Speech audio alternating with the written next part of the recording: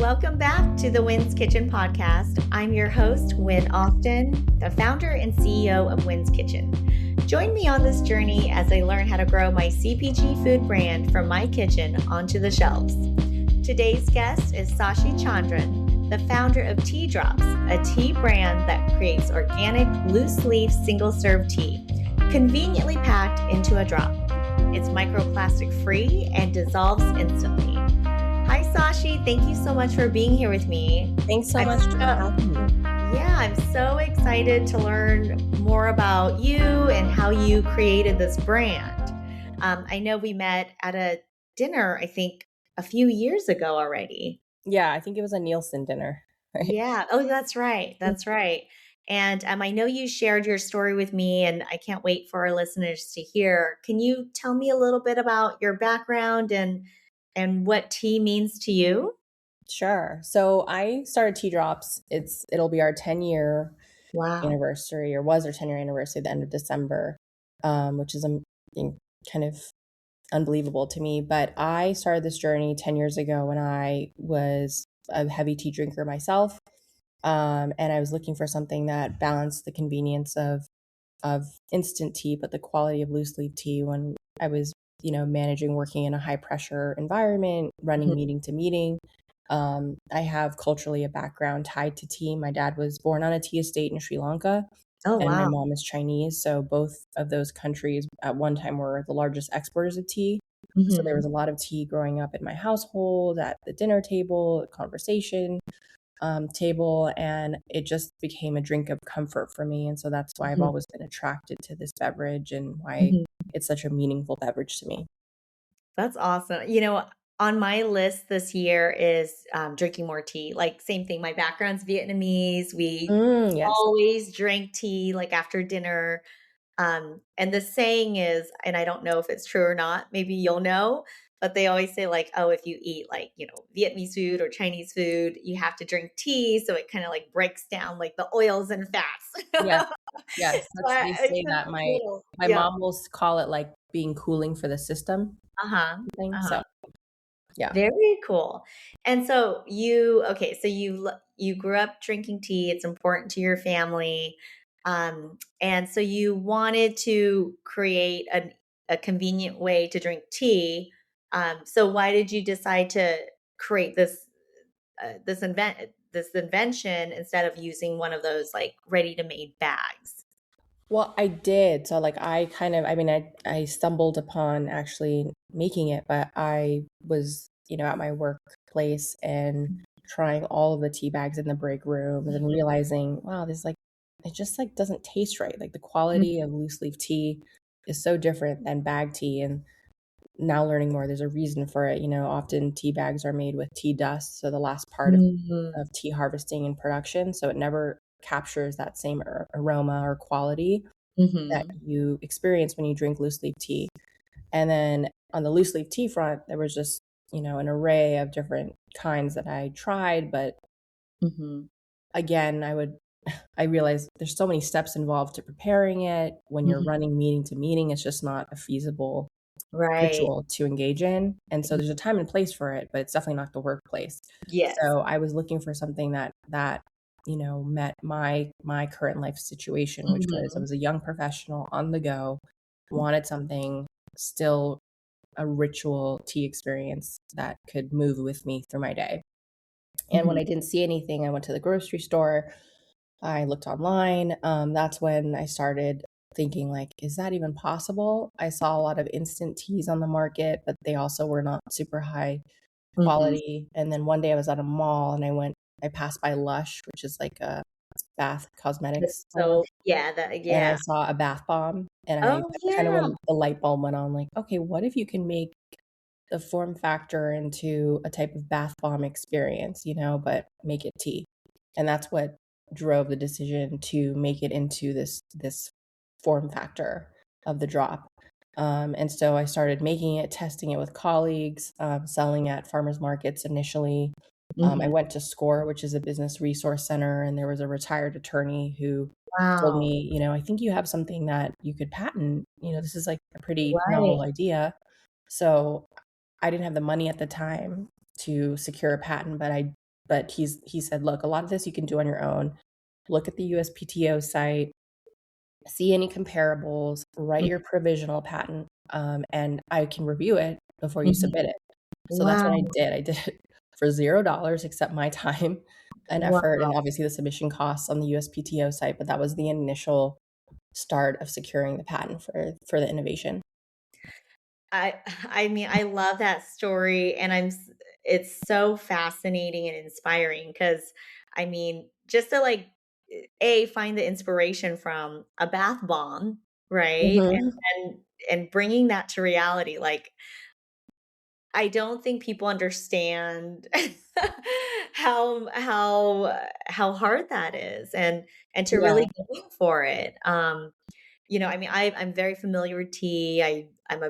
I love tea, and it's just like when I first learned about your business, I was like, wow, this is like totally different. It's nothing I've ever heard of. Yeah, it can be daunting in a sense. It's kind of this double-edged sword where you're like, first when I started this, I'm like, this idea seems like too simple. Like, how has no one thought of Right. it? Like tea is thousands of years old. Like there's Right. been a lot, loose leaf tea has been around forever. We've had bag tea for at least 100 plus years. Like, come on, this has to be something that Yeah. people have innovated in. But no, like I didn't see anything around. But then I realized, oh yeah, like the steps to kind of get to this, it is still a very high touch product. We finally grind all the spices ourselves. We then pressure compress them into shapes. You move them through the flow wrap machine. Like it is a very high touch specialty product. And I'm like, oh, that's why like no one's done this. This is not like, an instantly mass scaled, mass manufactured product. But I actually like playing in that space of delivering something that's very unique. We know every hand that touches this, and it's such when you think about it, it's actually like so beautiful that you have it's a handmade product, and there's like a lot of love that goes into the production of it, and each run is very unique in its own. And frankly, because we're using all of these spices and whatnot, we do a lot of quality control around like getting a consistent batch flavor and taste. But at the end of the day, because all these spices are so unique, no two batches are exactly the same as well. So that kind of sets this like imprint of specialness in a sense, because it's not something that can be duplicated again. That run was that run. It was made by those people. Right. In our own commercial kitchen. And it's kind of this, it's a specialty product that's not made by some robot. Yeah, I mean, there's so many things there. First, I mean, congratulations on the patent. I mean, I can, only imagine the process I've had experience myself with the USPTO website and organization, and it's challenging at times. So congratulations. Sure. So your technique is patented. Yes, we have we have a patent, not a provisional. We have a utility patent on the process of how it's made. Okay, awesome. And so when you created it to sell to farmers markets, like did you make it in your own kitchen, or did you rent a commercial and you were just kind of experimenting on your own? Yeah, or? it was like for the first year, it was really just in my kitchen, on my weekends and weeknights. And I was still working in Silicon Valley at the time. So on my weekends and weeknights, I would just go into my kitchen and formulate things, and then have my colleagues at work try it, have friends try it, and validate like, okay, this like we're on the right track here. And then there were a couple different, I was living in the Bay Area, and there were some, handmade shows, like especially during the holidays, many that were Renegade, a lot of these shows. And I just experimented bringing my product in. And I look back on those days like some of my most treasured, because you just really hear, customer to customer, what is working, what's not, what their preferences are, what they think about the product. You get real time insights. And Right. I really loved that whole process. And I would just do 20 or Hmm. 30 shows a year, I remember during that time. Wow. Go back to the kitchen, iterate, come up with new flavors. I think that first year I came out with our first like 5 or 6 flavors, which are still some of our top sellers even to this day. Oh, and Um, what are those flavors? so citrus ginger is one of them, peppermint, a rose Earl Grey, because I wanted a Oh, I spin love on this. traditional Earl Grey tea and some that like had a floral. Mhm. Um, we came up with a vanilla tea, which we've now evolved into a vanilla black tea, but before it was a vanilla white tea. Mhm. Um, and also turmeric was one. Since Oh, turmeric, we've actually last year sunsetted turmeric because it's just such a high touch it was too. production process, and we had to let it go. And these are some of the hard decisions you make, but that was Yeah. one of our first that we came up with. Oh, awesome. Mhm. Okay, so you started farmers market, and so now I'm shocked. Do you still have the products made in a commercial kitchen, or So do you have we've a gone back co-pack? and forth. We went to a co-packer for many years, and then for quality control reasons, for just bringing our cost structures, kind of having more discipline around that and many other factors, I then bought the equipment, and now we operate the machinery and everything in our own kitchen space. Wow. When I say kitchen space, it's like a manufacturing space, but Yes. I, Yes. I say kitchen because like it's still very much like a process of making a product, handmade, Yeah. good from scratch. Yeah. So, that from anyway, we have, yeah, industrial equipment in there that helps us with each part of the process, but it's Mhm. still, our go-to team that we've had for many years that actually came from some of our co-packers as well, Mhm. making the product by hand, um, you know, like helping with flavor formulations alongside with me, who really know the product intimately. Yes. So Yes. it's a very, very, it's just been this, yeah, really beautiful journey of I crafting these love teas that. for so many Yeah, years. and you another thing that you brought up that I really liked is how because you're dealing with real spices and, Yes. like real leaves, that every batch is a little different. And I Yeah. think a lot of people have gotten away with that understanding that, like when you buy an apple, it could be this from the same tree, but each apple is the different size. It could taste a little different. Yeah. And I mean, I'm sure you kind of go through that with I your do. sauces, right? Where you're Yeah, like, I do, and Mhm. sometimes, and it was so stressful because, like, sometimes people are like, "How come this color is a little different than the last color?" It's like, sometimes the peppers are just a little different in color, and Mhm. there are some batches, are just naturally a little spicier. We can have the same supplier, the same everything, but each batch is just a little different because it's real ingredients. I You know, know. like We've gotten into the same situation where we use true, like a certain grade of matcha. mhm. We don't use any natural flavors, right? So the Yeah, strawberry that you taste is a true strawberry right, powder right. and ground powder. And because of that, the color variations can Mhm. change so often. And we had one batch of matcha, that our strawberry matcha, that normally it's green, and because of the intensity of the strawberry color that one run, it was turning brown. It had this brown color, so like not as Oh, appetizing, but actually delicious.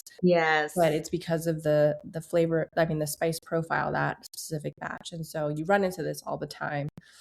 But I think it's actually this really special thing where it's, like I said, its own imprint on that particular Right, batch and run, and no batch, right. is the same.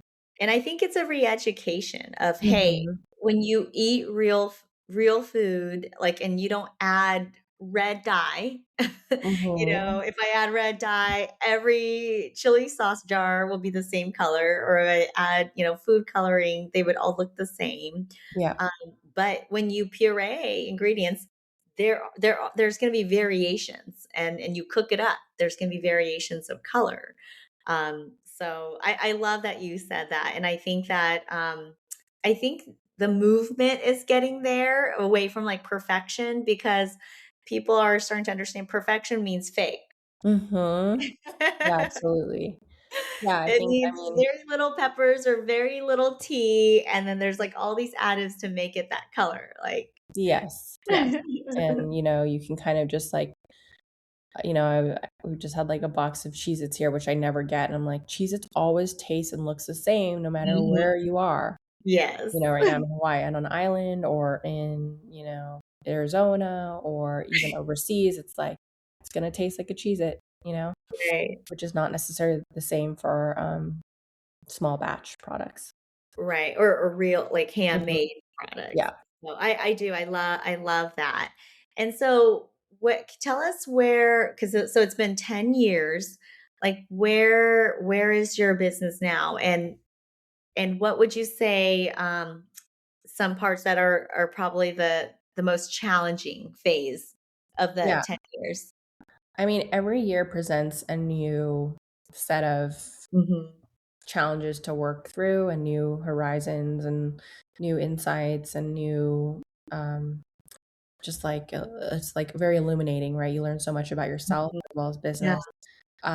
We've been through so much the last 10 years, from starting in our kitchen to getting on the shelves of Walmart, from being recognized, from like really incredible icons, like Tory Burch and Mhm. Michelle Obama and Chrissy Teigen has tried our tea. So to realize like the scope of who we reached, sometimes Wow. like these are the only opportunities when I, have a conversation with you in this type of setting. Like I actually sit back and say, wow, that's like been pretty incredible. Mhm. Um, but there's so much that has been learned.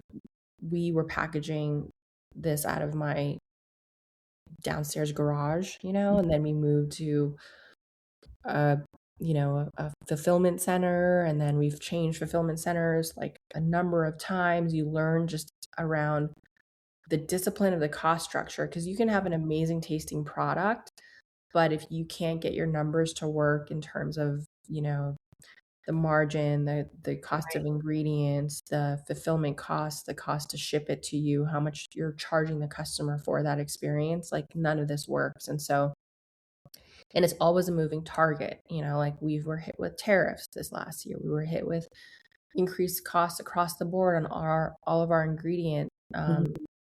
across all our ingredients, packaging, and so it's constant like yo-yoing of figuring out where that equilibrium is for us. And so that's been a huge challenge. Also, when we were paying a lot in digital advertising to just scale the Mhm. brand initially, and that we were fortunate to do that because we had raised venture capital. Mhm. But when the landscape completely changed in 2022, our cost of acquisition went from $15 a customer to then $60 overnight. Mhm. And we had to completely revise the business the last 2 years. And that means stripping it down to its studs and Mhm. saying, like, okay, if we were to kind of reconfigure this business to operate in today's landscape, how would we Mhm. do it? What would we cut out? What inventory decisions would we make? And that also led to us moving from a co-man to our own manufacturing Absolutely. facility. That led to us moving back to a fulfillment center we used to use, a couple of years back, Mhm. and making very hard but necessary operational decisions so that the business can survive, Mhm. and then set us up for a successful, next foray of whatever 2026 and the rest has in Right. store for us. So I always say that it's been like living many lives. Oh, So, I can relate with that. And I think you just have to constantly pivot. mhm, Um, like we earlier before we were recording, we were talking about, like you said, you were going to do the fancy food show. It's here in San Diego. You'll be exhibiting there, and like I guess my question is, because you've been around 10 years, like when you do a show like that, like what is your goal from that show? so it's that's a good question, because I'm like, I haven't really been intentional about thinking through what I want to get out of this fancy food. I feel like it Mhm. all of a sudden it's the new year and the show's happening this weekend. Um, we've sat on the sidelines of many shows this last year, as I mentioned to you, because we had to get the operational kinks realigned this last year, and that was the focus. And now that we have this foundation set, it's time to invest in growing the business in a meaningful way. What does that mean for us since we've been on shelves of a lot of different retailers? I think it's just knowing a lot better where we work and where we don't, and not trying to go out of the glitz and glamorous like opportunities like the Whole Foods of the world. I mean, no discredit to that, but like that's not who we're after. I think more just building deep relationships with smaller retailers, even buyers who are looking for private labeling of some kind, because now we own our own manufacturing. We can do that more easily. Looking at non-traditional opportunities for revenue generation that, you know, you normally don't consider. And that's really what I want to go into this show with, that perspective of like, this isn't just like spray it, pray it, like try to get into as many retailers, but just be intentional about who we want to target, you know, make sure it's a good alignment. And I'm very, I've become clear now around just the cost of being in retail, as I'm sure you've experienced, right? So like, if you're going to go in, you have to have 110% conviction. Also, when you go in, like, we're not in the position to pay all of these slotting fees and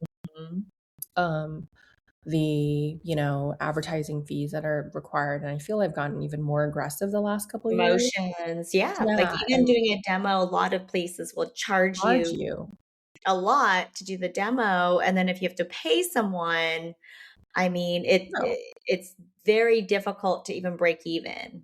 Absolutely. And we've been in that cycle of like, wait, okay, we hired this demo company, it costs whatever, sometimes it's like $250, $275 a demo with the company, and then the retailer's charging you like how many units you have to sell. You have to sell like whatever, 30, 40 units in a couple hours span. Like there's not even that much traffic in the aisle.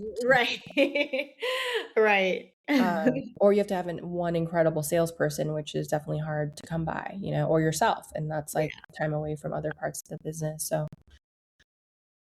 I agree with you. It's such a challenge, and it's interesting because I've been at this, I would say September 2019 was like my first real batch of like chili sauce, and I've expanded, and you know, I have more products now, but it's, and I did raise some money, so but it wasn't a ton. I mean, at the time, like 3 years ago, when I raised the amount that I raised, I was like, oh my gosh, this is like amazing. Like this is going to bring me to my $1 million revenue. Because I just didn't have the background in CPG and in, manufacturing and the cost of doing retail. So I feel sometimes like, gosh, if I only know what I know now. I would have had that money work so much harder and more efficiently for me. But sometimes I feel like when you raise money, it's like you have this pressure to grow so fast. So you're like, you know, trying so many different channels and spending that money to try to get the business and the marketing. And I think now, just like the research and the, you know, like you see on LinkedIn and podcasts, it's like, just because you raise millions, but if you're spending millions, it means nothing. It goes away so fast. Like I could have never wrapped my brain around that starting out, you know. What do you think you would have done differently? Like what would now in hindsight? I think that I would have not really gone into distribution that fast.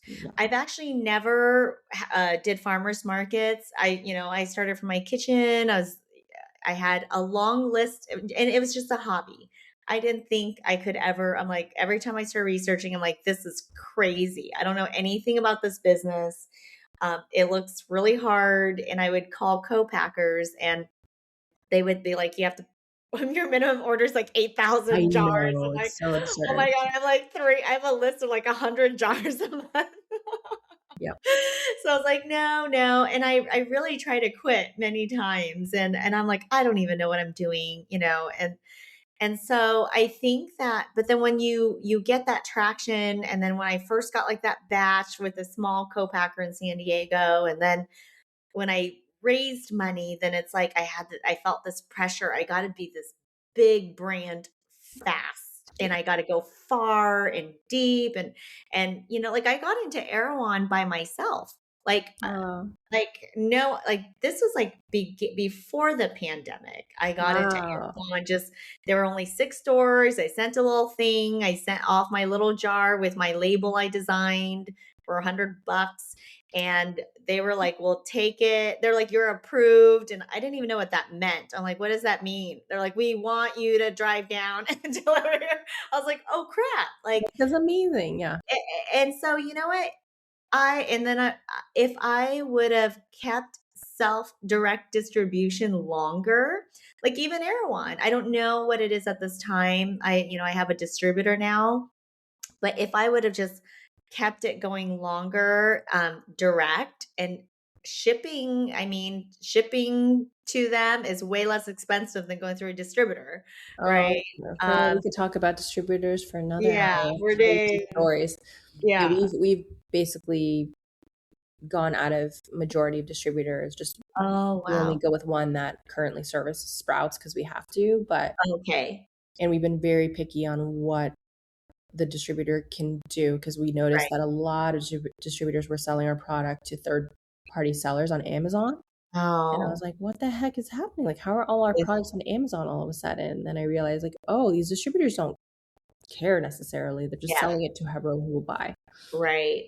And I was on Amazon. I figured out how to put my jar, and it was like a huge learning curve of like packaging glass and all that. Yes. But I think similar to you, like really scrappy, really learning, and then talking to people and learning directly from like small local shops, like how to operate things. And I think that if I would have just kept in that mind frame longer, not saying forever, but longer, I would have learned more and made even more conservative decisions. I mean, people have said I'm like the scrappiest founder they've met, but I think for you, it's like, it's our heritage. It's our passion. I didn't go into this business just like, oh, I want to find a product to create to make millions of dollars. It's like, it found me because it's part of my heritage, but but it was something that didn't exist in the market. And so we elevated, things that we grew up with. But even now, I mentioned earlier, I feel like 2026 for me, I'm locking in. I don't work with a broker. I was able to get a lot of the majority of the key retailers in Southern California on my own. Good job. That's another challenge. That's another challenge. It's the margins are so small, and this business really helped me learn what penny profits is. When I was in wedding planning, I was like 200, 500, whatever. And now it's like, no, I'm not doing anything without checking my margins, and it's moving pennies. It's like, I know. You discount 2 pennies, your margin percentage drops so much. And I think about, a label's only 10 cents a label, but then you order 10,000. I was like, oh my gosh. Yes, I know. All of these small things. And I think for anyone who's considering or has started a small brand, it's not just one thing, it's death by 1,000 cuts. And if you're not careful with managing all these micro decisions, it can be really detrimental to the brand. I mean, there is a distributor who almost put us out of business, and only through, I don't know, just grace, like we were able to kind of climb our way out of that. And I mean, I have stories for days, but it's real. Like, if you can manage your own brand, if you can use platforms like Fair, and now there's other Fair-esque platforms emerging to, control your own narrative, utilize AI, to, like, there's a lot of tools now that help you do outreach on your own and can support you in that. Do that. Manage it yourself. It's going to be hard, but like, it's definitely the better Right. I way mean, I not got to. to the retailers I got in by emailing Cold and call. following up regularly and calling. And I mean, some of them took years, and iterations like I had to get my non-GMO certification. It took a long time, Yeah. and it was expensive because then I had to Yes, reprint labels, and the annual fee is a lot. I know. Um, I I'm know. not good at science, but I learned to be a scientist. And I think that just really enjoying that journey, and the more you can do that on a regional scale and doing direct, like now, before I was just like so eager to like give everything to distributor to deliver. And now I'm like, you know what? I can drop by Seaside Market in Yes. 10 minutes. And then there's a million things I could do in that area. Um, Mhm. and I get all of that money, and I get the cash fast. I'm not waiting Yes. Yeah. for 45 days or getting money taken away if they pay before 45 days, or, Yeah. The discount. the discounts. And so I think I've learned so much about that, and moving forward for 2026, I feel like I have like my 5 SKUs, Mhm. 3 SKUs through distribution, the other SKUs through Amazon and direct and Good. fair and that kind of thing. And I just really want to go deep and continue to develop and really build a secure relationship with the retailers I'm in and get to know those customers, because guess what? Southern California is still a huge market. It And is. I still Yeah. have Amazon. I mean, if when in doubt, if that's the last resort, that's get it. Of course, I'd rather someone doing that than not buying my product. But Mhm. but I'm not looking to open a new store. And I've turned down some retailers because if I can't support them, the fees just to get on shelf and to get set up, and they can just cancel you after 6 months. It's like Yeah. it could really tear down, it could really can put you out of business overnight. Absolutely. Yeah, Yeah. I've been our MO now with so many of the retailers we work with. Mhm. And some just didn't make sense. Like some of the largest Right. retailers that people would jump at, I ran the numbers. I was like, we can't say yes to this, you know? Right. Right. So I really respect that, and I love that. I love how you're almost going back to your roots a little bit. And I feel like that's what I'm doing. Like I come from a finance Yes. background, and the CPG numbers were like really confusing, how people were spending and doing things. And now I'm like, you know what? I'm going back to basics of building relationships, going deep, getting um protecting my margins. So Yeah. It's amazing. I awesome. mean, it's humbling, you know, it's very humbling to know like, all right, these are tactics that are tried and true and they Tried will and get you where you true. need to go. But the biggest thing is it takes time. It does, yes. It takes time. And I mean, like you said, even 10 years, the landscape is always changing. And so it's like you have to pivot. And I feel you. I mean, there were so many times I'm like, oh my God, this is it. Yep. It's over. It's over. But somehow I think the resiliency and just you really have to love what you're doing, because Yeah. then you go to sleep, take a day off, and you find a way to claw your way back. Yeah. So I mean, it's not for the faint of heart. And even there are some days you don't like it, but you're just powering through because it's what you have to do to get to the next phase, right? right. So it's not something that's enjoyable 100% of the time. No, it's like a lot of, feels like war at times, some suffering and endurance. Sure. Well, it does. And so right now, who are your main key retailers right now? So we're in nationwide Sprouts, and Mhm, we are in several hundred stores at Walmart too, two of our SKUs. mhm. And we are in Cost Plus World Market nationwide, which is an Wow. active account for us, and a lot of small retailers across the Retailers. country, Mhm. like several thousands That's of them. awesome. So that is who we service now. We are, making a concerted effort to shift the business to these independent retailers, and create kits and experiences that really will help drive velocity for them.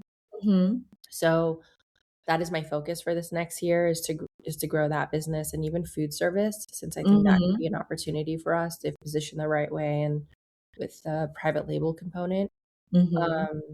And also direct to consumer. I still really believe in like having that direct relationship with the customer. We have a subscription offering on our website. I want to expand and grow that this year, and really create, very unique bubble tea experiences that keep the customer engaged and coming back and share more. I think I've like just kind of been in operational deep dive the last year, but there's so much educational content and through email and other means that I can socialize and share. And I've been crafting that out, the calendar for the year of what I want to educate the customer on and kind of bring them more behind the scenes. I think working a lot on just less polished content, but more real content about, That sounds like my that sounds like my strategy. I'm like, you know what? I'm like just trying to throw dinner together. I'm filming. I'm like, it's well, chaotic. I'm gonna. Pure chaos. It's like, because it's a huge balance to run the business operationally, do the marketing, the creative, and the content, and those things take up so much work. Like, I'm like, I don't have a lot of time to like create like polished reels. I'm like literally hit record and just go with it. And, I know. And it's made me, because of like the need for it to be perfect, has prevented me from creating things, like I don't want that to be what holds me back. It's just like, this is really what's happening. This is how I look today. What we're doing. And, I think it's a journey, and I know you're a new mom. Yes. And so do you think that being a mom has helped you let go of some of that perfectionism? For sure. For sure. You're just like, don't have time. Yep. Don't even have time. This is what you get. Try your best. And I'm sure for you too, you're obviously, your daughters are older, but like just prioritize things a lot better, right? Like what's essential, what is critical, like all the rest, like things that were, high priority before just doesn't matter as much. Right. No, it's hard being a working mom, and I've always been, my daughters are 16 and 11 now, and I've always been a working mom. Like I had a event planning business. I started that when I was laid off from banking during the 2008 crash. Oh my God, that's cool. So I was pregnant, and I was just like, great, I get my severance package, and I started my business while I was pregnant with her. And so they've always grown up with me working, helping me in different areas. Like I still have pictures of them packing jars for Amazon, and like we're trying to learn how like bubble wrap and then put the poly, and like there's so many iteration of like learning how to ship glass and what type of boxes and packaging. So they've both seen me through all different types of jobs and stuff. So I think it's a great example for them to see that, and you won't get the appreciation for a long time, and I probably won't get it till they're like married with their own kids. Yes, exactly. They're like, no, I don't want to do that, so but I think there is something to it, like them seeing you work and going after your passion, and seeing that it's not always easy.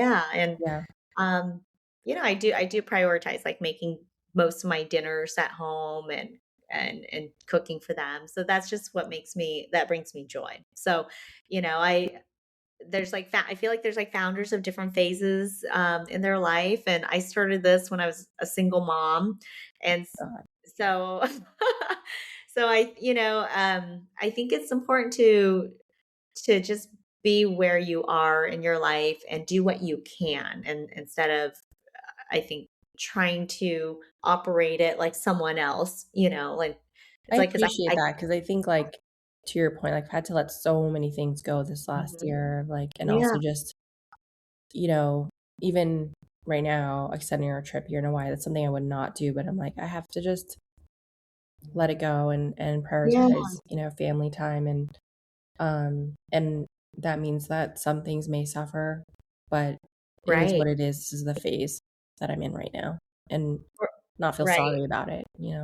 And I'm probably a lot, a good amount of years older than you. And I was very ambitious when I was young. Like I worked in my hospital bed after a C-section. Like I was really crazy. Like never took maternity leave, nursing in a park during a wedding. Like it was, and so I think in this new chapter of my life, I look back and I can't say I regret things, but I now knowing what I know, I would do things different because they grow so fast. And Yeah, now you they're only get that time for so independent. yeah. And even now it's, they still need me. So it's like, you know what? I truly feel I can be I can hit my next big milestone and get to that $1 million revenue with the stores that I'm in, like Yes. with the distribution that I'm in, with the markets that I'm in. I can hit that and still, my travel will be limited so I Yeah. can be with my kids because I can't fly to New York at a drop of a dime for a show or I can't expand nationwide and fly all over to do demos and meet with buyers and such. It's So, so true. but you Yeah. know what? Like I still have another lifetime and literally in 3 years they're just going to be on their own. Yes. They're, I'll be like an empty nester. I So know. I so know. then that will be a new chapter that I can grow differently. Yeah. Uh, Yeah. but I feel like and I still struggle with those internal feelings, seeing LinkedIn and social media. I'm like, gosh, like, why can't I get to that pace? It's Like, what such am I a doing it's such wrong? a disservice though, because I think it's all It is. most of it's like 90% of it's fake. It's like Right. you have to Right. fake it to make it in some Yeah. way. But like you don't get this time back with your family. No, And that you is like the don't. most important. Even last year, I had my baby. I couldn't do trade shows. I couldn't do anything. I didn't travel. Exactly. Um, and that is just, the cost of having a family. Yeah. And So and and it's okay. And it and it's doesn't mean that fine, you're In giving fact, up. I think I got like more clear about a lot of things in that year Right. Right. and I did a think lot so. of operational hacking and figuring things out. And I feel, proud of how we ended the year and where we're headed. And That's um, awesome. yeah, and so I think like to your point, you accepting the season you're in and not Yes. feeling guilty about it. Right.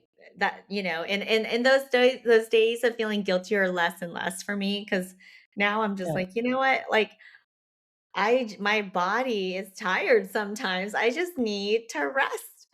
Yes. And my health, I mean, without your health, you have nothing. Like Yes. you I have know. absolutely nothing. And so what part of my goals this year, and my husband and I are on this, is we're drinking more tea. So Good. I can't wait to get some We'll send some you more tea some boxes drops. of some of our new flavors too. I'd love to send Oh, you some. yeah. What are the new flavors? Well, we launched a caffeine-free, we have orange spice and ube berries is one. Oh, A lot of the kids are yeah. liking that one because it's like fun purple but it's also Yes. it's a great iced tea as well. We launched last year lavender matcha, and we have a lot on the horizon this year. Oh, We so still exciting. have to. And so is it easier for you to create new products since you self-manufacture? It is, and the I turnaround can only time is so much Yeah, faster. So right. that's a huge benefit. I'm like, let's just play on our strengths. This is something that Yeah, we can do and turn around, and our customers love it. They love the newness, variety. It's not like we keep things forever because then that creates yeah, another SKU complication problem. But right. give them, some newness and some variety in what they're Yeah. seeing. And my youngest loves tea. she's like And this is for her. Yeah. obsessed with tea, and so I can't wait to get the ube one. Yeah, For the her. ube berries. Yeah. Crowd pleaser, especially with the teenagers. Yeah. So Love that. very cool. And so I'm excited about the new flavors, and yeah, I can't wait to see where you head for 2026. I think going from co-packing to self-manufacturing probably is that was like a big Huge huge undertaking. transition, Yes. right? And I think it's one that's not that many people do. Usually it's No. they start manufacturing, they co-pack, and they never go back. Yeah. So that's really interesting. Yeah. And I think we'll see how it plays out, but I think it was the right decision for us and gives yeah, us a lot more flexibility in what we can do and flavors we can turn around, surprise yeah, and delight the customer. Even I'm thinking of, partnerships and collaborations with other brands right. I was that thinking we that. can like get, team Mhm. up and get something done in Cool. a pretty decent amount of time. And so, what would you recommend to someone who wants to get into our space, into the CPG food and beverage space? Like, I think, just start somewhere. You can be at a farmer's market, you can be at, like you did, cold call your first retailer. mhm, If you're passionate about it, just start. mhm, But I would say, definitely engage in the community and have them help you a yeah, lot through it. And it requires a lot of humility to know, like, hey, so many people have done this before you. There's a reason they're telling you to watch out on this fee or that fee, and not to be negative or anything, but just to kind of right, warn you of certain pitfalls that really hurt brands. To right. be receptive to some of that feedback, because it will save you thousands of Oh, dollars, sometimes yes. more in the long run. Right. Yeah, I love how you said you were like testing with coworkers, and Yeah. I think learning that product fit and getting feedback and seeing, like I'm sure you like with your coworkers, they came back and asked for more, right? Yeah, or they said, like, "This is really good. Where can I buy it?" When they said, "Where Where can can I." I buy it? And I think it really starts off that simple. And I've talked to a lot of people who are like thinking about starting a business, and I always tell them, like, before you dump like $100,000-$200,000 of making like all these pretty packaging and all this stuff, and you think it's a great idea, but see if your neighbors and friends will buy it, and see if they rebuy it. Yeah, That that's actually a great test, because right, it's like, if it's good, it doesn't matter what the packaging is, right. I Like, just throw in a mason jar. I was like, oh my mhm. it's like a Yeah, little mason jars I got from like Target or whatever. Oh, but real quick, tell me about your package, because the tea drops are like, I want to see if you can describe the visual, because I know, like, I've seen like a heart shape, right? yeah, So I thought that's we so do cute. different shapes for different flavors, and Oh, it's something that is operationally hard to do, but something I think is so essential for the brand experience that okay. all my operational experts have said, "Hey, don't you wanna, like, do away with that?" But there's some I wanna keep. So our star shape is our chai spice. Um, Oh, okay. our heart is the peppermint, and rose old gray comes in a flower shape, Oh, cool. um, and the, uh, or citrus ginger comes in a little bunt, like, orange Oh, shape, yeah. so it's really cute. So I think it just adds, like, a certain fun factor, because I always felt tea, especially with the higher end teas, like, it's just not approachable, like, it feels so, Right. like, stuffy and airy, and, like, you have Right. to have a PhD to prepare a cup of tea, and I wanted to make tea fun and approachable, so that's why I feel the shapes give it that fun factor. I love that. And Mhm. I think you're right. And it's part of like, I don't know. It's just, I feel like kids these days, like, they love that stuff, and they've gotten super into tea. Like my daughters love I know, I chai, feel like there's a huge rise of kids. matcha, and Mhm. I think that you're gonna ride a new wave I of think so, and so much of so, new, we created a tea, like a kids tea and a kid boba starter kit last year, yes. and I was surprised, like, it wasn't like over the top kind of reception, but I do think that there's something there that I want to I massage think if further. you kind of like do the marketing Yes. toward like the teenagers Yes. and just kind of like how they, Sephora and all these brands targeting skincare on like 5-year-olds. I know. Like my daughters have like more expensive skincare products than I do. I'm I know. like, Okay, that okay, part's scary. Hopefully we don't do that, but we make something that's accessible, and I think the shapes are a great way to just right, bring this right. fun factor in a really stale and Yeah. legacy category, you know? Right. I didn't mean like the price point, but just kind of like making tea like really fun and cool. And there's so many good health benefits with it, Yeah. Yeah. like I think over coffee, which can have a ton of sugars and stuff, Yes. sugar Yes. and caffeine and all that stuff. So Yeah. very cool. Well, any last words on what you would, what advice you would give other entrepreneurs? I mean, I think it's so funny because like everyone's path is so unique in this, even Yeah, though like we have all these similar experiences, right. everyone's path is unique. So I don't like giving like overarching advice. I Mhm. do say like, you know, start somewhere because a Mhm. lot of times we can just Start. pontificate on an idea and never execute. Just start Mhm. somewhere, listen to feedback, have the conviction to just keep going, even Mhm. despite all the headwinds, because you're going to experience a lot of that. Mhm. Listen to others who come before you and have the humility to be receptive to that Right. feedback. Um, and just go, like I don't, Yeah, just there's start somewhere, start, just do it. Yeah. but I know that, this is not for the faint of heart.